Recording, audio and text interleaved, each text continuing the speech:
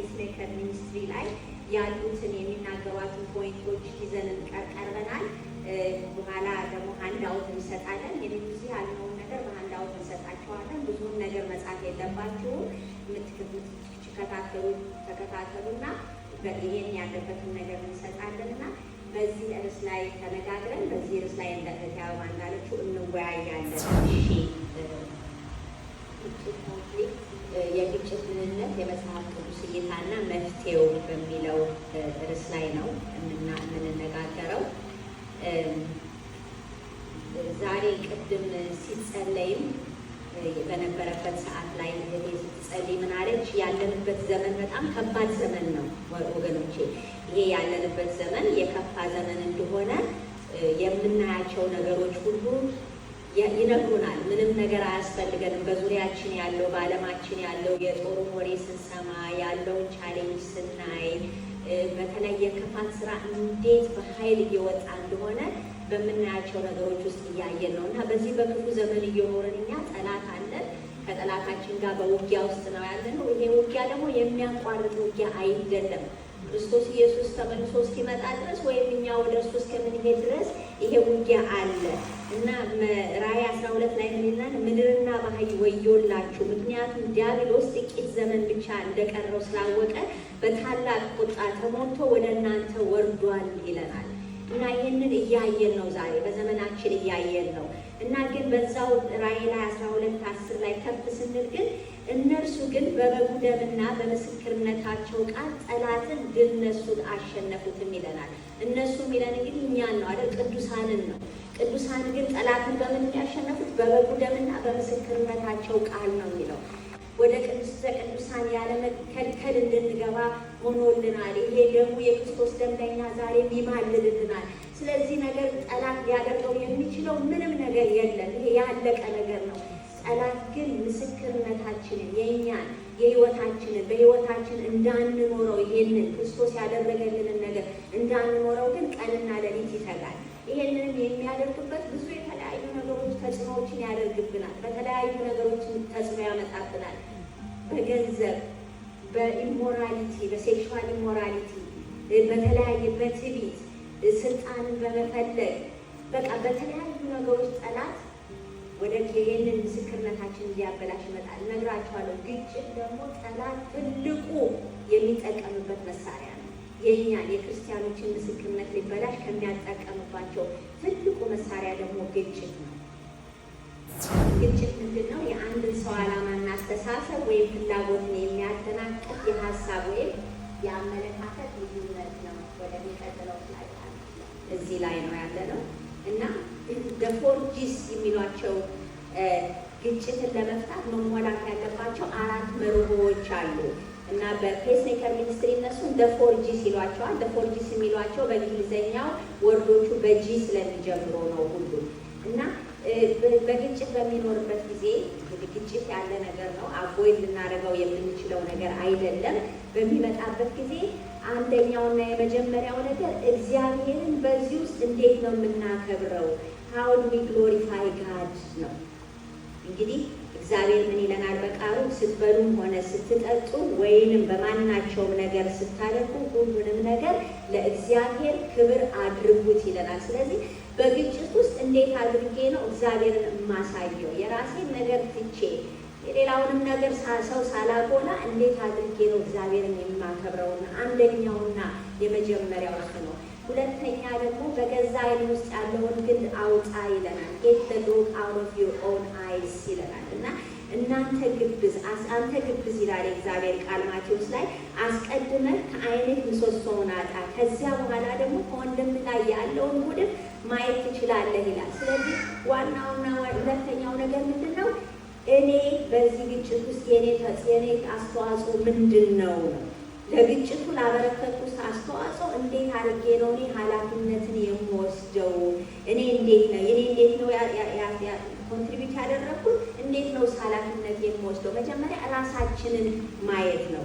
ሌላኛው ደግሞ ለግጭቱ ሁለተኛው ሶስተኛው ደግሞ በእርጋታ መመለስ ጀንትሊ ሪስቶር ይላል እና ይሄ ደግሞ ምንድን ነው የሚለው? ወንድም ሆይ አንድ ሰው በኃጢአት ውስጥ ቢገኝ መንፈሳዊ ሆናችሁ እናንተ በገርነት ልትመልሱት ይገባል ይላል። ስለዚህ ሰውየው ለግጭቱ ላበረከተው አስተዋጽኦ ኃላፊነትን እንዲወስድ እንዴት ነው እኔ ጀንትሊ ወይም ደግሞ በትህትና ወደ ያንን የማሳየው ወደሚለው ነገር ነው የመጨረሻው። እና እዚህ ላይ የሚለው እርቅን ለማድረግ ጎ ኤንድ ቢ ሪኮንሳይል ይላል። ለግጭቱ አስተማማኝ ነፍሴን እንዲያመጣ ለማበረታታት እንዴት አድርጌ ነው የእግዚአብሔርን ይቅርታ የማሳየው ነው። እንግዲህ ጌታ ምን ይላል? መባህን በዚያ በመሰዊያው ፊት ቶ በመጀመሪያ ሄደህ ከወንድምህ ጋር ታረቅ ነው አይደል የሚለው። ስለዚህ ይሄንን የማደርገው እንዴት ነው ነው። ይሄንን ካልኩኝ ዋናውና ፎከስ ማደርግበት በእኔ አሁን በምናገረው ነገር ላይ ግጭት ሲመጣ ሰዎች የሚሰጧቸው ምላሾች ናቸው። 3 ሜን ምላሾች አሉ፣ ሜጀር ምላሾች እና እነሱ እንዴት ናቸው ምንድን ናቸው የሚለውን ነገር ነው የምናየው። እና ወደሚቀጥለው ስላይድ እዚህ ጋር ያለውን ነገር የምታዩት ነገር የሚያሸራትት ቁልቁለት ወይም ደግሞ ስሊፐሪ ስሎፕ ብለው ይሉታል። እና እነዚህ ነገሮች በዚህ ነገር ላይ እንዴት ነው ግጭቱን የምንሰጣቸው ምላሾች እንዴት ናቸው? ትክክለኛ ያልሆኑት ምላሾች የትኞቹ ናቸው? ትክክለኛ የሆነው ምላሽ የቱ ነው የሚለውን በዚህ እናያለን። እና የግጭት ላይ ሲሰጥ የምንሰጣቸው ምላሾች አንደኛው የማምለጫ ምላሽ ነው። በዚህ ባንክ በኩል ያለው የማምለጫ ምላሾች ወይም ሰላም አራቂ ምላሾች እንላለን። በዚህ በኩል ያለው ደግሞ የጥቃት ምላሽ ወይም ደግሞ ሰላም አፍራሽ ምላሽ የምንለው ነው። መሀል ላይ ያለው ደግሞ ሰላምን የማውረድ ምላሾች ወይም ሰላም አምጪ ምላሾች የምንለው ነው። እና ይሄንን ስሊፐሪ ስሎፕ ስናየው ወደዚህ ወደ ታች በሄድን ቁጥር እንግዲህ ቁልቁለት ነው፣ እየተንደረደርን ወደ መጥፎ ነገር እየወረድን ነው ያለ ነው። በሌላውም ሳይድ ስንሆን እንደዚህ ነው። እኛ ግን እንድንሆን የሚጠበቅልን መካከል ነው። እና እነዚህ ሪስፖንሶች ምንድን ናቸው? እኛ እንዴት ነው ከነዚህ የምንጠበቀው የሚለውን ነገር ነው የምናየው። የመጀመሪያው የማምለጫ ምላሾች በሚለው በኩል ያሉትን ስናይ እዚሁ ላይ እንቆያለን። የማምለጫ ምላሾች በሚሉት ጋር ስናይ ይሄኛው በደንብ ስለሚታይ ብዬ ነው ስላይዱ። እዛ ላይ የመጀመሪያው መካድ ነው የሚለው። እዛ ያለችው መጀመሪያ ላይ መካድ ነው የሚለው።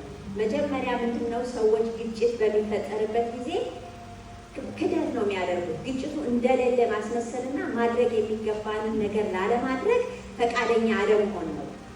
ግጭቱ አለ ግን እንደሌለ ማስመሰል ነው። ይሄ በጣም በተለይ በእኛ በሀገራችን በጣም የምናየው ነገር ነው። በቤታችን ውስጥ ብዙ ችግር አለ፣ ብዙ ግጭቶች አሉ። ግን ውጭ ስንገናኝ ምንም ነገር እንደሌለ ምንም ነገር እንዳልተፈጠረ አድርገን ፕሪቴንድ እናደርጋለን ግጭቱ እያለ። ሌላኛው በዛው የሚቀጥለውን ስናይ ሁለተኛው መሸሽ ነው። ከግጭቱ ማምለጥ ነው። ከግጭቱ ራስን ዞር ማድረግ ነው። ሰዎች ቤት ጥለው ይሄዳሉ። ጓደኝነት ከሆነ ጓደኝነት ያቋርጣሉ።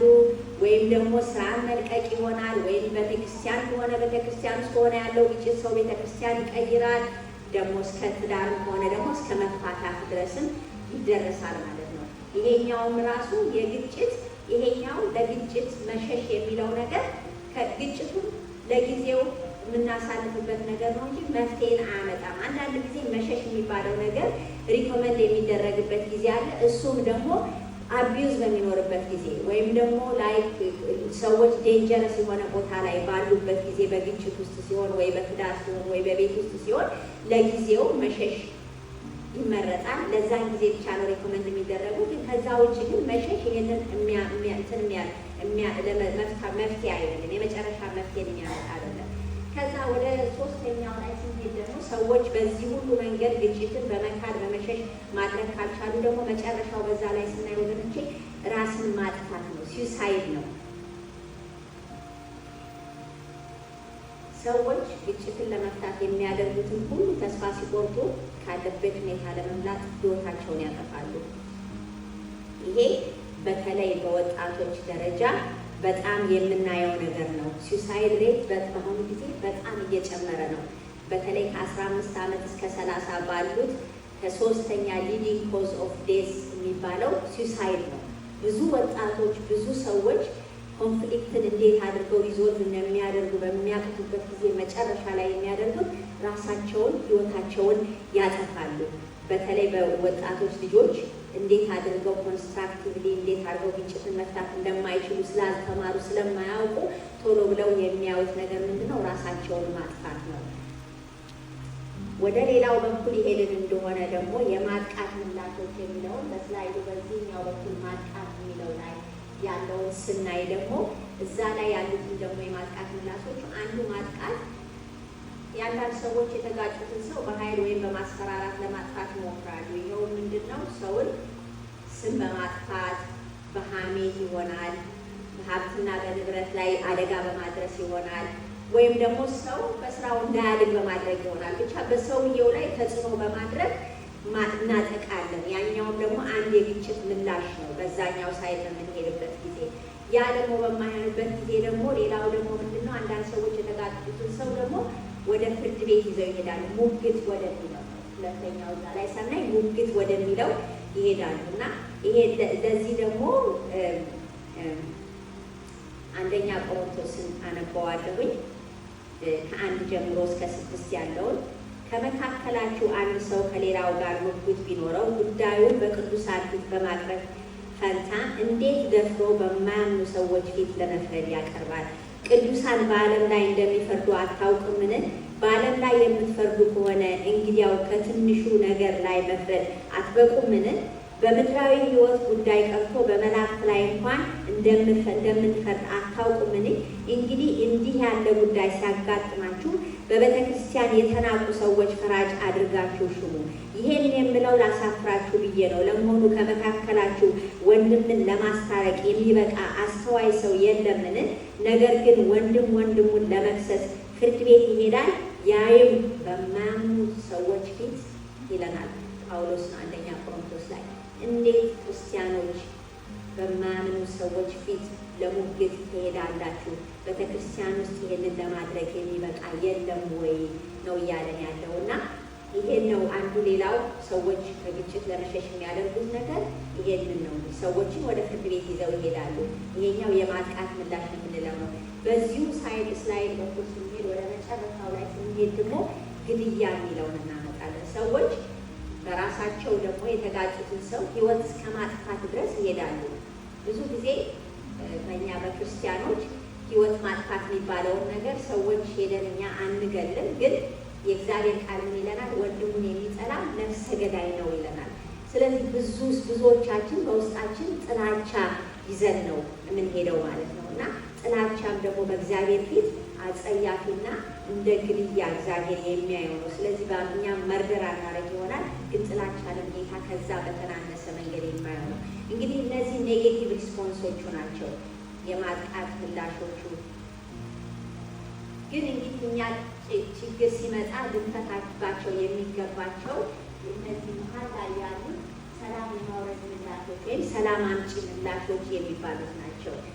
ወደ እነዚህ በምንመጣበት ጊዜ በግል ሰላምን መፍጠር ወይም ደግሞ በሌላ አሲስት በመደረግ ሰላምን መፍጠር የሚል ሁለት ክፍሎች አሉ። በግል ሰላምን መፍጠር ስንል በደልን መተው ነው። ምሳሌ 19:11 ላይ ምን ይለናል? ጥበብ ሰውን ታጋሽ ታደርጋለች፣ በደልን ንቆ መተው መከበሪያ ነው ይለናል። ስለዚህ በደልን መተው ማለት አንድ ሰው በደረሰበት በደል ላለማውራት ወይም ወደ ምሬትና ቁጣ እንዳያዳግም በመወሰን ግጭትን መፍታት ማለት ነው።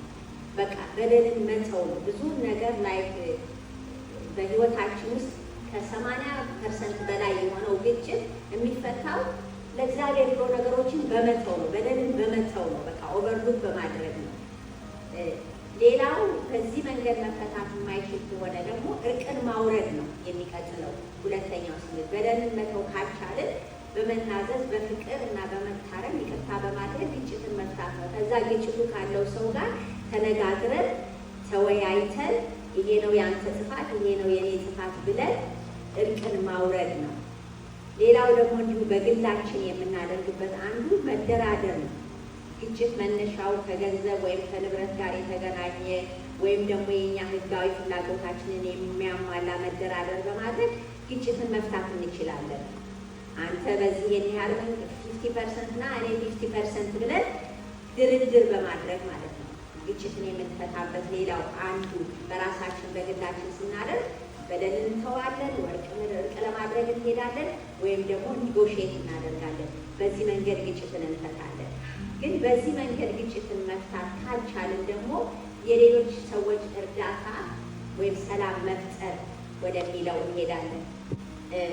ሰዎች በግላቸው ወደ ስምምነት ማድረስ ካልቻሉ ደግሞ በደንብ ተነጋግረው ግጭታቸውን መፍታት እንዲችሉ በሰዎች መሀል ሰውን ማምጣት ማለት ነው። ለምሳሌ ሁለት ሰው ግጭት ውስጥ ሆኖ ራሱ ተነጋግሮ መፍታት ካልቻለ ሚዲየት የሚያደርግ አንድ ሰው ከጓደኛ ቢሆን ከሌላም ሰው ቢሆን ከቤተክርስቲያን ቢሆን አንድን ሰው አምጥቶ ግጭትን ለመፍታት በዛ መንገድ መሞከር ነው። ከዛ በኋላ ግን በዛ መንገድ የማይቻል ከሆነ ደግሞ የግል ዳኝነት በገንዘብ ወይም በንብረት ምክንያት የተጋጩ ሰዎች በፈቃዳቸው ስምምነትን መድረስ ካልቻሉ ደግሞ ክርክራቸውን አድምጦ ሁለቱንም ወገኖች የሚቀበሉትን ውሳኔ መስጠት ወደሚችልበት ቤተክርስቲያን ውስጥ ወዳለ አስታራቂ ዳኛ ጉዳያችንን ይዘን መምጣት እንችላለን ማለት ነው። እንግዲህ እንዲህ ያለ ጉዳይ ሲገጥማችሁ ይላል እዚሁ አንደኛ ቆሮንቶስ 6:4 ቅድም ያነበብኩት ላይ ነው። ቁጥር 4 ላይ ሲገጥማችሁ ቤተክርስቲያን የተናቁ ሰዎች ፈራጆች አድርጋችሁ ሽሙ፣ ለመሆኑ ከመካከላችሁ ወንድምን ለማስታረቅ የሚበቃ አስተዋይ ሰው የለምን ይለናል። ስለዚህ በቤተክርስቲያን ውስጥ ያሉ ሰዎች እንዲያግዙን በእነሱ አሲስት ተደርገን ግጭትን መፍታት ማለት ነው። ይሄ ሰው ደግሞ ሌላው ሰው ይህንን ግጭት መፍታት ካልቻልን በግል ዳኝነትን በሽምግልና ካልን ተጠያቂነት ወይም አካውንታብሊቲ የሚለው አንድ ክርስቲያን ነኝ የሚል ሰው ለመታረቅ እምቢ ካለ የቤተክርስቲያን መሪዎች ጣልቃ ገብተው የእግዚአብሔርን ቃል ተጠያቂ እንዲሆን በማስረዳት ወደ ንስሐና ፍትህ ይቅርታን እንዲመጣ ማድረግ ነው። እንግዲህ በራስ በግል መፍታት ካልተቻለ ደግሞ የቤተክርስቲያን ኃላፊዎች፣ ሽማግሌዎች ወይም የቤተክርስቲያን መሪዎች ያንን ሰው ተጠያቂ አድርገው መክረው በዛ መንገድ ግጭቶችን እንዲፈቱ ማድረግ ማለት ነው። እነዚህን ግጭቶች ይሄንን የግጭት ይሄንን ስሊፐሪ ስሎፕ ወይም የሚያንሸራትት ቁልቁለት የሚለውን ነገር በምናይበት ጊዜ ከመካከል ተነስተን ወደዚህም ወደ ግራም ወደ ቀኝም በምንሄድበት ጊዜ ወደ ግራና ወደ ቀኝ እየወረድን በምንሄድበት ጊዜ ከመካከል ተነስተን ወደዛ በምንሄድበት ጊዜ ያሉት ምላሾች ጉዳያችንን ስታዩት ከግላችን ከቤታችን መፈታት ያለበት ጉዳይ ወደ አደባባይ ይወጣል። በዚህም በዛም በምንሄድበት ጊዜ በጣም ብዙ ጉዳቶችን ያመጣል። በንብረት ላይ ጉዳቶችን፣ በጤና ላይ ጉዳቶችን ከአልፈን ወደ ታች ወደዚህ በምንወርደው የሁለቱንም መጨረሻ ስታዩት ሞት ነው። በዚህኛውን መንገድ ግጭትን ለማምለጥ ስንሞክር ወይም ደግሞ ለማጥቃት በምንሞክርበት ጊዜ የሁለቱን መጨረሻ ሞት ነው። ወደዚህም ስንሄድ ወደዛም ስንሄድ ነገሮቻችንን እየወጡ ከግላችን መፍታት አልፈን ወደ አደባባይ እየወጡ ይሄዳሉ እና በሁለቱም በኩል አልፈን ግን በመካከለኛው በሰላም መውረጃ ምላሾች በምንመልስበት ጊዜ ነገራችን በቤት ውስጥ በቤተ ክርስቲያን ውስጥ በራሳችን ውስጥ ነገሮቻችን ቀርተው ይፈታሉ ማለት ነው። ይሄንን ካልኩኝ በኋላ ግጭትን ግን በመጽሐፍ ቅዱስ እይታ ስናየው በሰዎች መካከል ግጭትን የሚያስነሱ ብዙ የተለያዩ ነገሮች አሉ። አንዱ በቂ ካልሆነ መነጋገር የተነሳ የሚፈጠር አለመግባባት ነው፣ ሚስኮሚኒኬሽን ነው። ሌላው ደግሞ የሁላችንም የእሴት፣ የዓላማ፣ የስጦታ፣ የጥሪ ቅድሚያ የምንሰጠው ነገርና የፍላጎታችን የአመለካከት ልዩነት ነው። በቃ የተለያየን ሰዎች ነን፣ ዲፍረንስ አለ። ስለዚህ ከዛ የተነሳ ግጭት በመካከላችን ወይም ደግሞ በአንዳንድ ቦታዎች ላይ ስናይ ደግሞ የጊዜ የገንዘብና የሰው ኃይል እጥረት የሚታይባቸው ሁኔታዎች ውስጥ ሲሆን ደግሞ ፉክክር በሚኖርበት ጊዜ ደግሞ ግጭት ይፈጠራል። ሌላውና ዋናው ኃጢአትን ወደ ተሞላ ንግግርና ድርጊት የሚመራ የኛው አመለካከታችንና ልምዳችን ነው፣ የኛ ማንነት ነው። ግጭት የሚጀምረው ከውስጣችን ነው፣ ከውስጥ ከልብ ነው ግጭት የሚጀምረው እና ግጭትን እንዴት ነው ከዚህ ሁኔታ ተነስተን በመጽሐፍ ቅዱስ እይታ የምናየው የሚለውን ደግሞ ፓርት ከዶክተር ኒሻን ጋር እናያለን። ከዛ በኋላ በዚህ ሀሳብ ላይ ዲስከሽን እናደርጋለን ማለት ነው።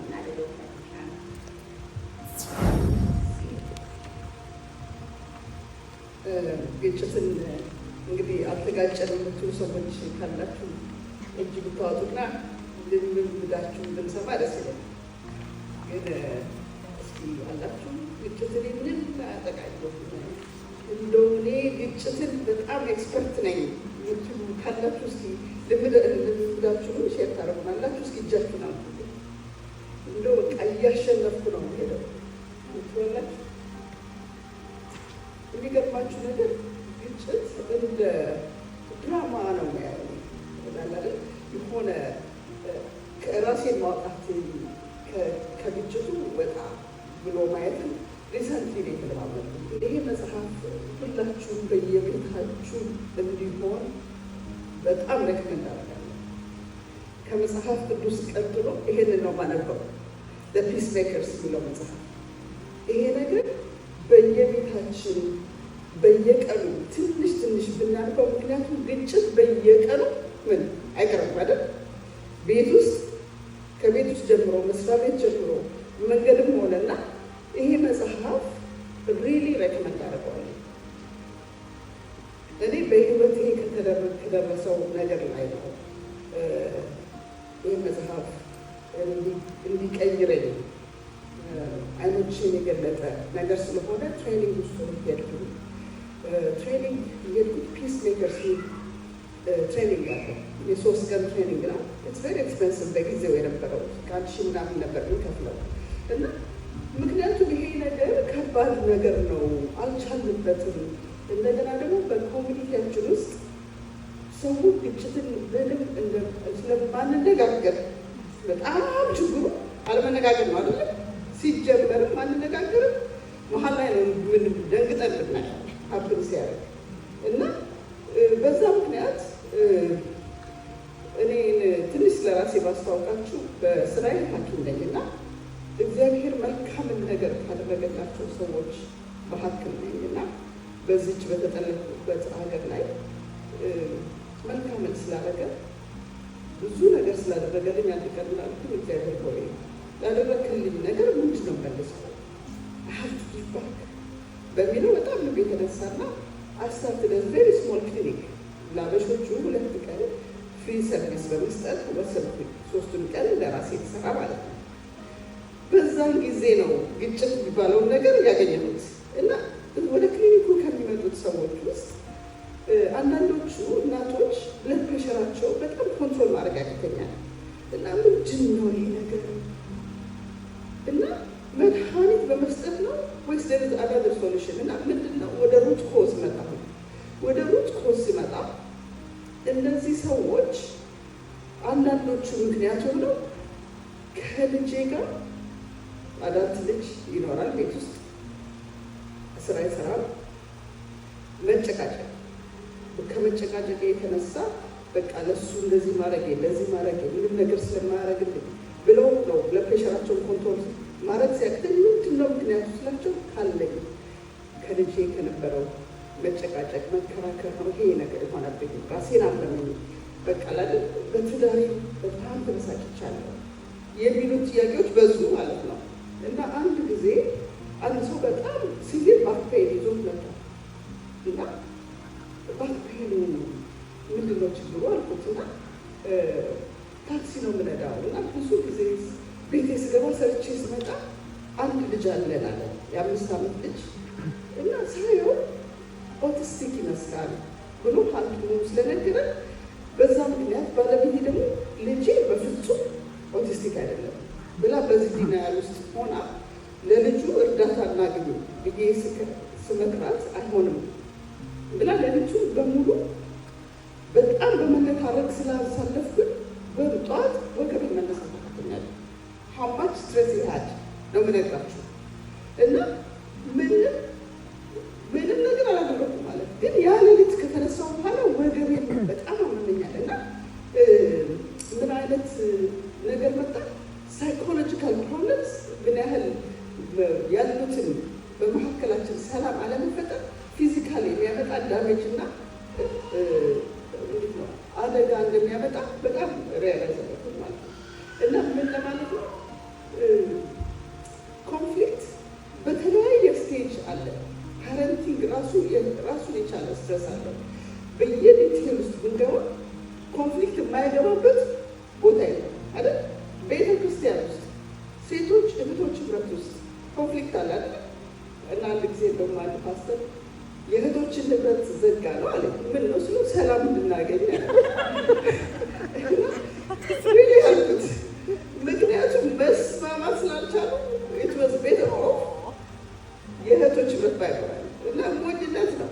ግን እኔ ከሱ ይልቅ አልኩት ስለ ኮንፍሊክትና አለመግባባትን ትሬኒንግ ቢሰጣቸውና እንደውም እነሱ የቸርች ባክቦን ናቸው፣ የእህቶች ህብረት በጣም ለቤተ ክርስቲያን ያስፈልጋል ብለን ይሄንን አይነት ሀሳብ ሰጠሁት ማለት ነው። እና በመጽሐፍ ቅዱስ እይታ ስናረግ ግጭቶች ለምንድን ነው ሲባል በቂ የሆነ መነጋገር ስለሌለ፣ ቢዝነስም ላይ ስናይ ቢዝነስ ይጀምራሉ ሁለት ሰዎች፣ ብዙ ንግግር የለም። ድንገት በአዲስማማ እንዴት ነው ኤግዚት ምናደርገው የሚል ስትራቴጂም የላቸው። ይጀስጃሉ። በቢዝነስ ብዙ ስላለፍኩ ምን ያውቀዋለሁ፣ ተጣልቼ የማውቃለሁ፣ ከዛም አድቃለሁ። እና ብዙ ጊዜ ምንድን ነው ብዙ መነጋገር የለም በትዳር ውስጥ። ወደድኩሽ ወደድኩ፣ ከዛ እንጋባ። there was no real conflict ሊያመጣ የሚችል የኔ ኢንትረስት ይሄ ነው፣ ያንተ ኢንትረስት ይሄ ነው የሚባባል ነገር ስለሌለ ትዳር ውስጥ ልቅ ይባልና ከዛ በኋላ መፋጠጥ ኮንፍሊክት ሲመጣ አይደለም። እንደዛ አይነት ነው። እና ኮሚኒቲያችን ይሄን አይነት ትሬኒንግ ስለሌለው፣ ቤተክርስቲያን ውስጥ ትሬኒንግ ስለሌለ፣ ኮሚኒኬሽን ፕሮብለም ስላለ ቁጭ ብሎ መነጋገርና እንዴት ነው በመነጋገር ነገሮችን መፍታት አልተለማመድም ማለት ነው። እና ይሄንን ነገር ቤተክርስቲያን ውስጥ ማምጣት ካልቸርን መለወጥ ነው የምንፈልገው። ሲፒዲ ደግሞ ማይንድሴትን መቀየር፣ የአእምሮ የአስተሳሰብ ለውጥን ማምጣት ነው። ይሄንን አገልግሎት ለመጀመር የመጣነው እኛ ራሳችን መጀመሪያ ታጥቀን ሌሎችን ማስተማር እና በዚህ ኤሪያ ላይ ያልተዳሰሱ ኤሪያዎች አሉ በላይፋችን ውስጥ። ስትሬስ እንዴት ነው ማለት እናደርገው፣ ፋይናንስ እንዴት ነው ማለት እናደርገው፣ ሶ ሜኒ ያልተነኩ ነገሮች አሉ። እና ይሄንን አስተሳሰብ ለመቀየር ኮንፍሊክት በተለይ ትልቅ ቦታ ይዛል። ኮንፍሊክትን ሲፈጠር ወይም ግጭት ሲመጣ ከዚህ በኋላ አስተሳሰባችሁን ቀይሩ፣ አስተሳሰብ ቀይሩ ብለው እግዚአብሔር በዚህ ኮንፍሊክት ውስጥ የኔ ህይወት እንዴት ሊቀይር መጣ፣ ሊቀይር የሚያመጣውን ነገር ውስጤ ያለ የተለማመድኩት ኃጢአት አለ ወይ እኔ ውስጥ። እኔ ይሄ መጽሐፍ ካነበብኩ በኋላ የእግዚአብሔር ቃል ህይወቴን እንዲቀይር አለ። እኔ ውስጥ ያለ ፕራይድ አለ ማለት ነው። ጌታ እግዚአብሔር መንፈስ ይሄን ነገር ሊያነሳ ስለመጣ ነው ኮንፍሊክት ያመጣ ብዬ ራሴን ለማስተካከልና ወደ ራሴ እንዳይለቀየረኝ እና በዚህ ውስጥ የኔ ህይወት ክርስትናን እንደውም ያወቁት በኮንፍሊክት ውስጥ ነው ማለት ይችላል። እና ብዙ አለመነጋገራችን ነው የሐሴት የዓላማ የስጦታ ዓላማችን ራሱ የተለያየ ዓላማ እንዳለ። ለምሳሌ ትምህርት ቤት መሄድ እፈልጋለሁ ትላለች ባለቤት ሚስት ደግሞ ማነው ባል ደግሞ ተነስቶ እንዴ ልጆች እያሉ እንዴት ትሄጃለሽ? መጀመሪያ ልጆችን አብተናል። እንደዚህ አይነት አለመነጋገር መነጋገር ነገር ባህል ስለሌለ ካለፈ በኋላ ከገባንበት በኋላ ነው ለመውጣት የሚሞክረው። እና መጀመሪያውኑ ባህልና ዲፍረንስ ቫልዩ እንዳለ ጎል እናለን። ይህን አሁን ሪታይር ለማድረግ እንኳን መነጋገር ያለብን ይመስላል። እንደገና ምንድን ነው ፕራዮሪቲያችን? ቤት መግዛት አለብን፣ መኪና አዲስ መግዛት አለብን። ምንድን ነው መጀመሪያ ሳንነጋገር ያንን የተለያየ ነገሮችን ስናመጣ ችግር ይፈጠራል ማለት ነው። ስለዚህ ይሄንን ደግሞ በመጽሐፍ ቅዱስ እይታ ስናየው ሰው ሁሉ የራሱን ጥቅም ብቻ እንዳያይ ነው አለ። ሌላው ከኔ ይሻላል የሚለውን ስናስብ የሌላው ኢንትረስት መጠበቅ ይጀምራል። ኦኬ እንዲህ ካልሽ እንዲህ ካል መጀመሪያ አንቺ ያልሽውን አንተ የሚባለው ትሬኒንግ ከዛ እውነት እግዚአብሔርን ማገልገል አለበት። እዚህ ውስጥ እግዚአብሔርን ለማገልገል የእግዚአብሔር ግሎሪ በዚህ ኮንፍሊክት ውስጥ ይፈጠራል ብለን እናስባለን ማለት ነው። እና ብዙ ጊዜ ኃጢአት ወደ ተሞላ ንግግር እና ድርጊት የሚመራ ኃጢአታዊ አመለካከትና ልምምድ ካለ ሲምፕል አቲቲዩድ ራሱን የቻለ ትምህርት አለ። አቲቲዩድ ሰዎችን የምናይበት እይታ ምንድን ነው? እኔ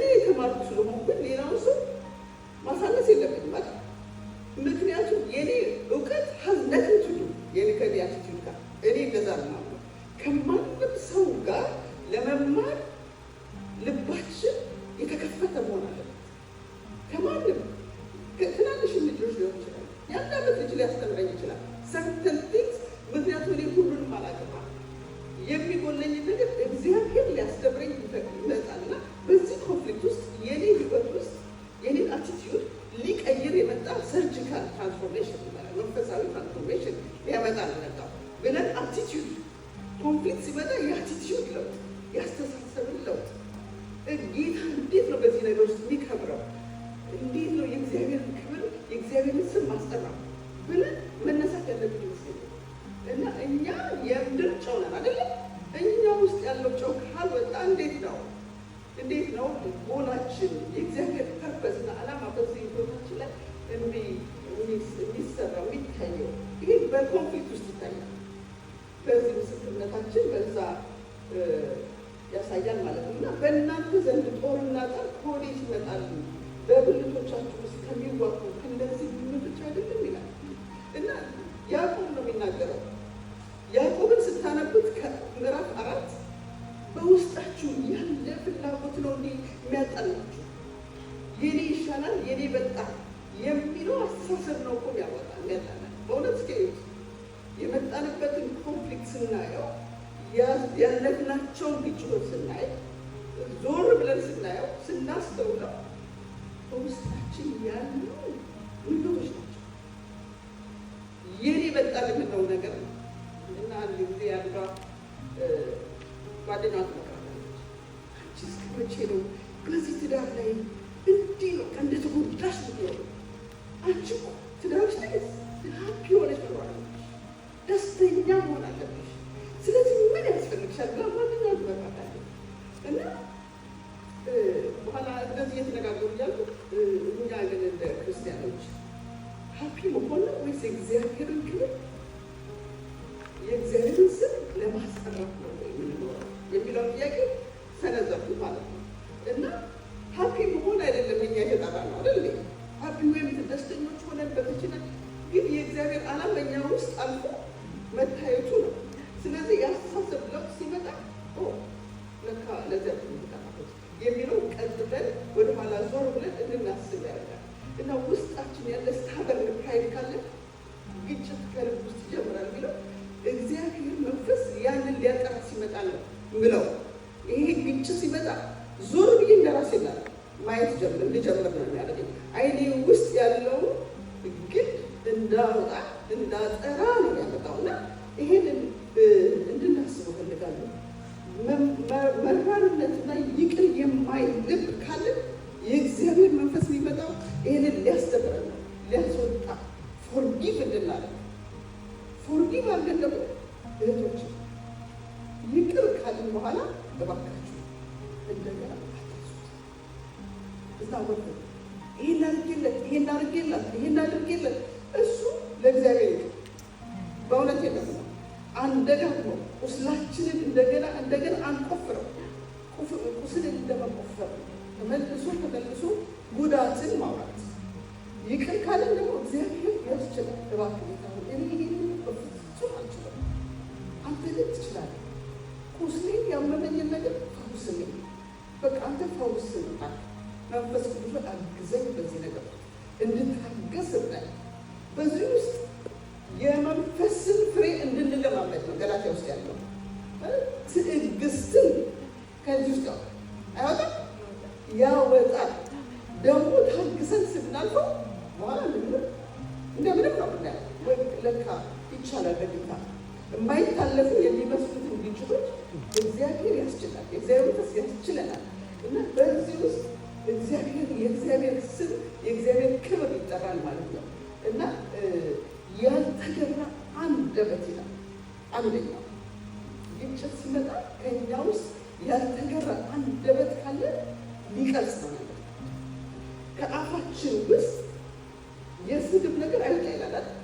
ስድብ በእኛ ውስጥ መነሳትን የሌለበት ነገር እና ይሄንን ክሪቲካል ታይም ይሉታል። እና ያልተገራ አንደበት ካለ ጌታ መንፈስ ሊቀይረን ሊሰራን በዚህ በአንደበቴ እኔ ከአንደበቴ ይልቅ የጠየቁት ጌታ መሰላችሁ እዚህ ውስጥ በአእምሮ ውስጥ ምሳደቀው ነፃ ወጣኛ I don't want to think about this.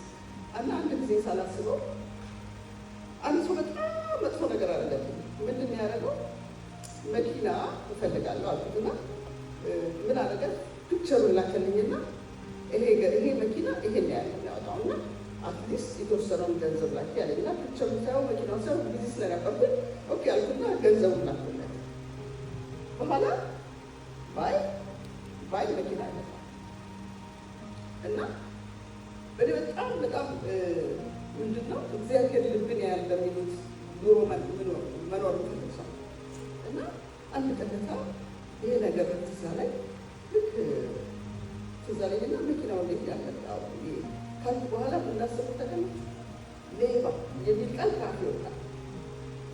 ሌባ ሲል በጣም ዘገነነኝ። ከአፌ እንደዚህ አይነት ቃል ይወጣል? እኔ የእግዚአብሔር ቤተ መቅደስ ሆንኩት እና ከልብ ስድብ እግዚአብሔር ወይ ከዚህ በኋላ ነፃ አውጣኝ፣ ነፃ አውጣኝ እና እግዚአብሔር እንዲያለማምደን የሚፈልገው እኛ ውስጥ ሊጠርብ ሊያጸዳ የሚወጣው ነገር ከኛ ክርስቶስን ለመምሰል አይደለም ዓላማችን። ክርስቶስን መምሰል እነዚህ ሁሉ ነገር ጠራርጎ እንዲያልፍ ነው፣ ከኛ ውስጥ እንዲወጡ ነው እና የእግዚአብሔር ክብር ሌሎችን ለማገልገል ነው ኮንፍሊክት የሚያመጣው ሊያሳየን ሰርቭ አዘርስ ተብለስ እና ቱ ግሮ ላይክ ቱ ቢ ክራይስት ክርስቶስን ለመምሰል ስለሆነ ይሄንን ነገር እንድታዩ ክርስቶስን መምሰል በዚህ ውስጥ እንዴት ነው የሚወጣው ኮንፍሊክት ሲፈጠር እና አዲስ አበባ ሄጄ ስመጣ በጣም ብዙ ቤተሰቦች በንብረት ድካም ፍርድ ቤት ከሚመጡት 80% ቤተሰብ ነው እና በጣም አዘንኩኝ። የራሴን ማቃቸውም ሰዎች ስለሆኑ እና እኔ ለራሴ አየሁትና ይሄ ያስፈልጋል፣ ብዙ መመላለስ ያስፈልገዋል። አንዳንዱን ነገሮች መተው የለባችሁ። እናንተ በአሜሪካን ሀገር ውስጥ በቂ ኑሮ ያላችሁ እዚህ ታገለግላችሁ እስኪል ድረስ እንዴት አንዳንድ ነገሮችን የመተው 80% of conflicts have to be overlooked ይላል በዚህ ስተዲ 80% of conflict መተው አለብን። መነሳትም የለበትም። እነዚህ ትናንሾች አይደለም በቃ እና 80% of conflict እንደው ለሰው መነሳት የለበትም። አልፋችሁ ማለት አለበት እንዳላያችሁ ታሱ መሆን አለበት። አለበዛ ጨንጫቃ ያደረጋችሁ ያደረገኛለን። በትንንሹ ቤት ውስጥ የማየው ከሆነ ልጆቼ ጫማቸውን አልጋቸውን አላነጠፉ በየደቂቃው ጨቀጭቃቸው ከሆነ ቤት እኮ ሰላም አለ። አልፉ እለፊ እና በፊት እኔ ከባለቤቴ ጋር የምንጨቃጨቀው አልጋ መጨረሻ ላይ አንተ ስለምትነሳ አንተ አንጥፈው ነው። ስመጣ ከስራ ስመለስ አልጋው አይነጠፍ። ከዛ ሊቀጠና እንዳሰቡ ወዶ ራሴ ለምናናንፈው እና አንዳንድ ነገሮች ምንም መነሳት የለባቸው። በቃ የማይሆን ነው፣ የማይችለው ነው፣ የማትችለው ነው። ስለዚህ ያደርግላታል አላስፈላጊ ጭቅጭቅ ንትርክ እናውም ነው ባጭሩ። እና እኛ ምንኖረው እሱ ለማክበር አይደለም። የእሱ ክብር በእኛ ህይወት ውስጥ እንዲታይ ስለሆነ በዚህ ነገር ውስጥ ሁሉ የክርስቶስ ህይወት እና በክርስቶስ እስከ መስቀል የደረሰ ከሆነ የእኛ ህይወት እኮ በጣም ብዙ ሳክሪፋይስ ማለፍ አለበት ነው የሚለው እና ይሄን የእህቶቼ ልነግራችሁ ነው። እና ያንን ሰላም ከጌታ ጋር ነው ዋናው የሰላም ልኬታችን ከጌታ ጋር ያለን ህይወታችን ነው። በዛ ነው መለፋ ከጌታ ጋር ያለን ግንኙነት ሌላውን ሁሉ ኮንትሮል ያደርጋል። በጠዋት የምንለማመደው ጸሎት ከእሱ ጋር ያለኝ የቃል ጊዜ የቀኔን ኮንትሮል ያደርገዋል። ከሌሎቹ ጋር ሰላም፣ ከስራ ባልደረቦች ጋር ሰላም። ለእኔ አሁን ከስራ ቤት ውስጥ የተጣሉ ነርሶችን ማስታረቅ ነው አንደኛው ስራ። ይመጣሉ እንደ ለቅሶ በቃ እንዲያረገች እና አሁን ይህን ማንሳት ነገሮች ጀስ ጎ እንዲወት ይህን ንቃቶች ይህን መድኃኒቶች እነዚህ ሜንሽን መደረግ የሌለባቸው ናቸው። ኢሞሽን እኮ በጣም ከባድ ነው። ኢሞሽን ብሬን እኮ ያደርጋል አይደል? ያንን ኢሞሽናችንን ነፍሳችንን ይጠብቃል፣ መንፈሳችንን ይጠብቃል። ህይወት መውጫ ከዛ ስለሆነ መጠንቀቅ አለብን። ስለዚህ ዋጋ መከፈል ያለበትን ነገር ሜጀር ነገር ላይ እንጂ ትናንሽ ነገሮች ላይ አለማጉላት ፕሊዝ አናጉላት እባካችሁ። እና ማድረግ የምንችለው እና እነዚህ ክርስቲያን ያልሆኑትን እስላሞቹ ምኖቹ ወደዚህ ሲመጡ እንዴት ቀለል አድርጌላቸው ሲያልፉ ይሄ ነው ለካ ሶሉሽኑ ይላል። እና እኛ ምንድነው ጨው ነን፣ የመስሪያ ቤት ውስጥ ጨው ነን፣ የቤታችን ውስጥ ጨው ነን። ለልጆቻችንም ሰላም አንጨቅጭቃቸው። ልጆቻችንን እባካችሁ ትናንሽ ሆነ ነገር እንደውም እንወደዳቸው፣ እናሳያቸው፣ እናፍቅራቸው፣ አይዟችሁ በቃ ሌዝና ቤግደ አንድ ጊዜ ልጆቼን ከዚህ በኋላ ቤት ኪራይ መክፈል አለባችሁ አልኳቸው።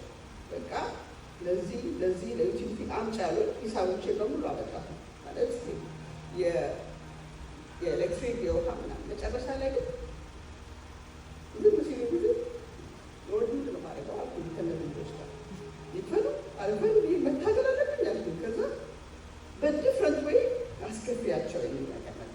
ከዛ በዲፍረንት ወይ በጣም ዊዝደም ስጠኝ አልኩና በሌላ መንገድ ሲከፍሉ የበለጠ መክፈል ጀመሩ እነዚህ ልጆች። እና ዊዝደምን እግዚአብሔር እንዲያስተምረን እንጸልይ ማለት ነው። ከዛ በጣም ሰላም ሆኗል ቤት ውስጥ ሰላም መጨቃጨቅ ቀረ ማለት ነው። እና ምንድነው ሌላው የረዳኝ መሰብሰብ፣ ኮሚኒኬት ማድረግ። እባካችሁ በዚህ ነገር ላይ ተቸግሬያለሁ ካሊከልያ እንደዚህ ያለን ልጆቻችንን እናቅርብ እንዲረዱን። በቃ እኛ ከረጆችን እንሰራቸው እንደሚረዱ እና ትንሽ ያደረጉልን ነገር እንዴት መሰለህ ለምጠን እናመስግነው። እውነት የመ ሌስ አፕሪሺየት ዳት ትንሽ ላደረጉ ነገር በጣም እናመስግናቸው። እንዴት ደስ እንደሚላቸው እነግራቸዋቸው። ከምንጨቀጭቃቸው ይልቅ አንድ ጥሩ እናመሰግናቸውን ነገር እንፍጠር። ኤቭሪ ፋይንድ ሰምቲንግ ዳት ዩ አፕሪሺየት እሱ ነገር ህይወትን ቤትን ሰላም ያመጣል። እና ይሄን ነው የምነግራችሁ። እና ብዙ ሰዓት ስለሌለኝ ማቆም ይሻለኛል። ዋናው ኢንፎርም መሆን አለብን። ኮንፍሊክት ሲኖር ኢንፎርሜሽኑ ዲቴይል ኢንፎርሜሽን ከመነጋገራችን በፊት። ሁለተኛ ነገር መረጃ ከተሰበሰበ በኋላ ከዛ ደግሞ ሞቲቬት መሆን አለብን ያንን ነገር ለመፍታት። ይሄን ነገር እባካችሁ ንፍታ፣ አንዴ ቁጭ ብለን እንነጋገርበት። ሞቲቬሽን በጣም ያስፈልጋል። ስለዚህ ይሄንን ሁሉ አደይነፍተደ ክርስቶስን ለማምሰል ነው። ይሄንን ነገር አስቡ። ክርስቶስን ለማምሰል ነው። እኛ መጨረሻው ምድር ዓለማችን በየትኛው በምንበላው፣ በምንጠጣው፣ በምንነጋገረው፣ በምንጣላው የእግዚአብሔር ክብር እንዲነሳ የእግዚአብሔር ስም እንዲከበር ለዚህ ነውና በኋላ ወደ